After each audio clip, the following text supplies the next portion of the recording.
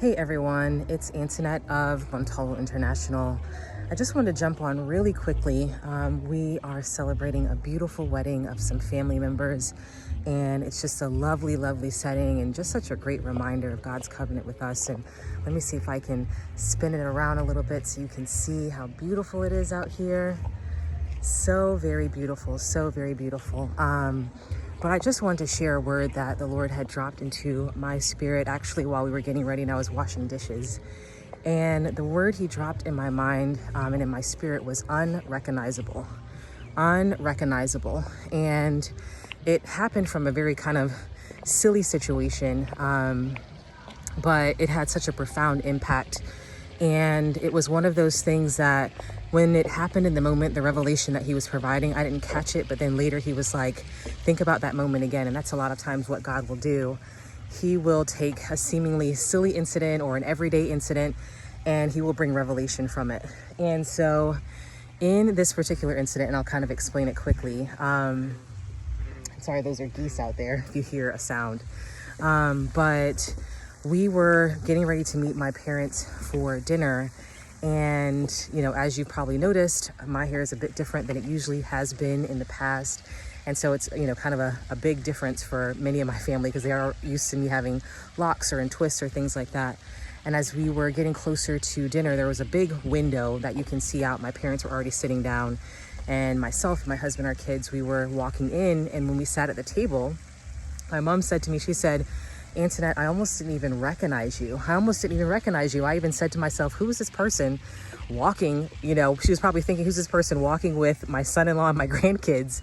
And then obviously as we got closer, she realized it was me because again, she's so used to seeing my hair very different. And when it happened, it was like, you know, a big joke and I laughed it off. But later as I was washing dishes, God brought that moment back up to my mind and he just kept saying unrecognizable. And he started revealing to me through the Spirit that there are many of you who are going through a major transformation. He has been working with you. He has been changing you. He has been transforming you from the inside out. And as a result of it, you're going to be unrecognizable, even to people close to you, even to people who see you every single day. The way that he's transforming you, the things that he's doing in your life, it's making you unrecognizable in a good way. And he highlighted the story to me of Joseph and how Joseph was unrecognizable to his brothers after he was released from prison and became Pharaoh's right hand. And he was, you know, thrust into just this kind of elitist, I wouldn't say elitist, but an amazing platform, an amazing space. And God started saying to me as well, he's like, there's many of you who are getting ready to move into kind of a premiere of yourself. You're going to be in a situation where you're going to be unrecognizable.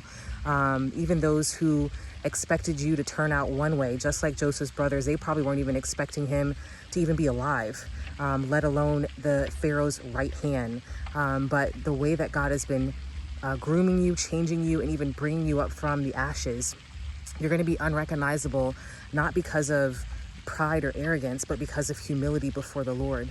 He's going to transform you from the inside out, and you are going to make an impact in rooms and spaces, arenas and places that you may have never been in before. But again, not because you are, you know, way up on top, but because the Lord has elevated you and you have remained humble before him. And as a result, you will be unrecognizable by those around you. So may you steward your transformation with humility.